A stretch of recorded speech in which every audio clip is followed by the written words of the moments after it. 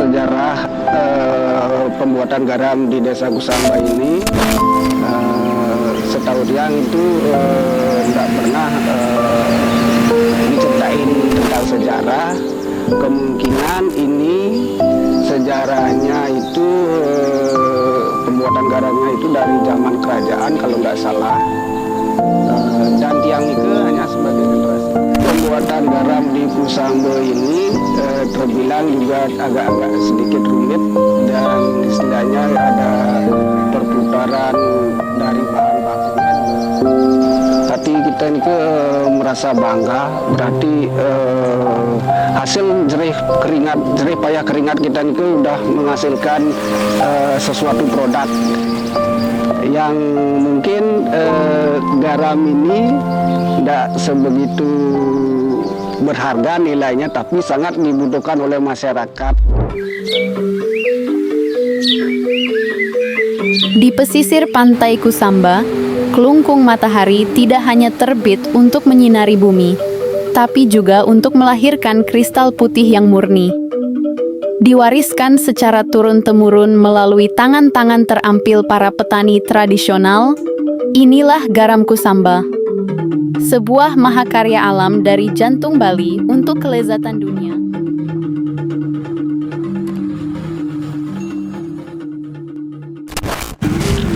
Swastiastu, selamat pagi. Perkenalkan, Tiang Iwayan Purna, petani garam Desa Kusamba yang beralamat di pantai Desa Kusamba di Banjar Tribuana, Desa Kusamba, Kecamatan Dawan, Kabupaten Kelungkung.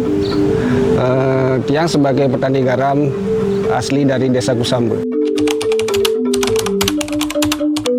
Untuk sejarah pembuatan garam di Desa Kusamba ini, setahu Tiang itu tidak pernah diceritain tentang sejarah.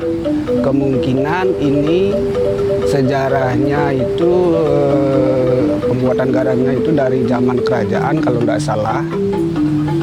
Dan Tiang Nike hanya sebagai generasi penerus, dan juga kemungkinan Nike dari orang tua Tiang mungkin tidak tahu tentang sejarah pembuatan garamnya. Dan itulah yang menyebabkan kami itu sejarahnya belum kami ketahui tentang keberadaan sejarah pembuatan garam di Desa Kusamba. Proses pembuatan garam di Kusamba ini terbilang juga agak-agak sedikit rumit, dan istilahnya ada perputaran dari bahan bakunya, juga ada sistem perputaran. Yang pertama-tama itu pagi-paginya pasir yang sudah berpeta-peta itu kita ratakan dulu. Setelah pasir yang berpeta itu diratakan, baru disiram pakai air laut yang kita ambil di pantai. Nah, setelah penyiraman selesai, prosesnya itu kita tunggu sampai dia mengering pasirnya itu. Setelah pasirnya mengering sekitar jam 1 siangnya itu, pasirnya mengering, kita ambil yang bagian-bagian atasnya itu yang sudah ada kadar garamnya. Sesudah kita kumpulkan itu, kita langsung bawa ke bak penampungan pasir. Setelah terkumpul di sana, habis kita mengambil pasirnya itu, lalu pasir yang kita ambil itu, kita kumpulkan itu langsung kita siram.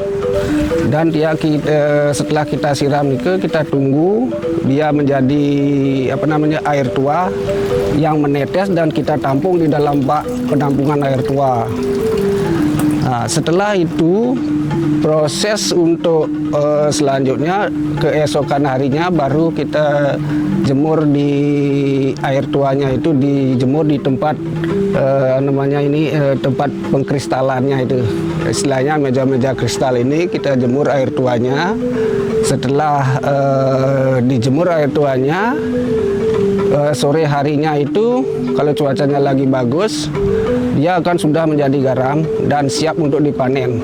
Sekitar jam 5-an itu panennya sudah kita bisa proses garamnya itu sudah mengkristal, dan jam 5 itu garamnya udah bisa kita siap panen.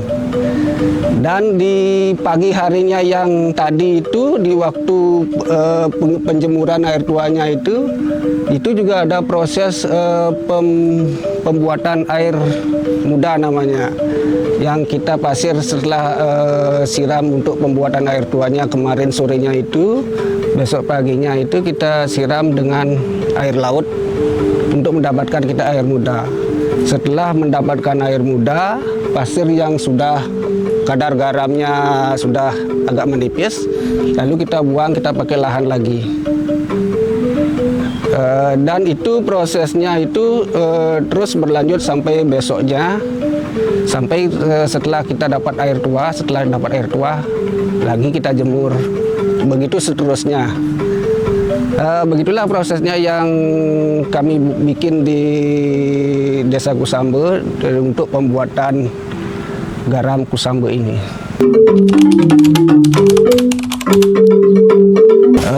Setelah bekerja seharian dan kita lihat meja kristal dan air yang kita jemur paginya nih udah menjadi garam, hati kita nih merasa bangga. Berarti hasil jerih payah keringat kita nih udah menghasilkan sesuatu produk yang mungkin garam ini tidak sebegitu berharga nilainya, tapi sangat dibutuhkan oleh masyarakat, terutama bagi kebutuhan di ibu-ibu memasak, untuk juga ada untuk kesehatan.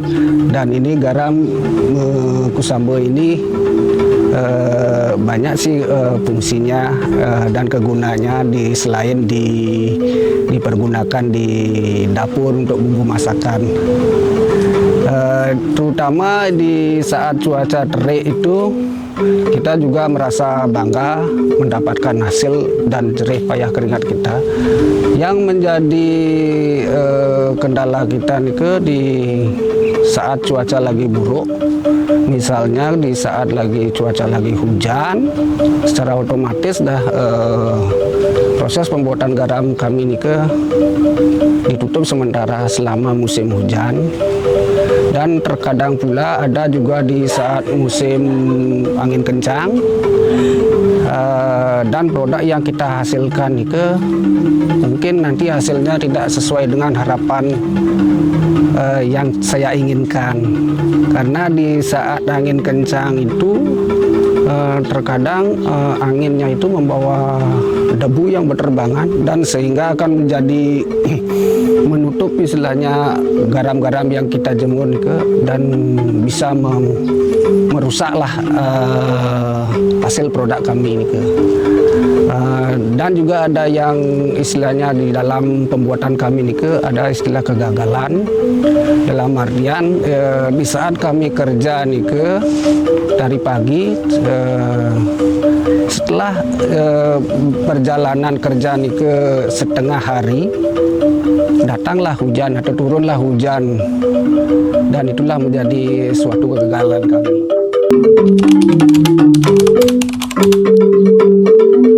Untuk anak muda, kami maklumlah karena dia mau kerja ke kota hanya untuk merubah perekonomian, karena di samping pekerjaan termasuk lumayan berat sih, karena dia bekerja di bawah teriknya matahari. Kalau tidak di bawah terik matahari kita kerja, kemungkinan kita tidak bisa menghasilkan suatu produk.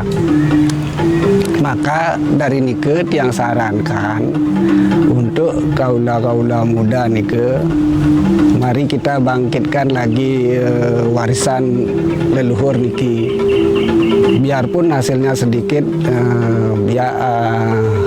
yang penting untuk menjaga eksis warisan leluhur kita nih. Mari kita jaga dan lestarikan garam Kusamba karena dari setiap butir garam Kusamba ini tersimpan nilai dan seni budaya yang patut kita jaga untuk kelanjutan warisan leluhur kita. Demikian yang bisa Tiang sampaikan. Titiang Iwayan Purna, petani garam Desa Kusamba. Akhir kata Tiang ucapkan para mesanti, Om Santi Santi Santi Om.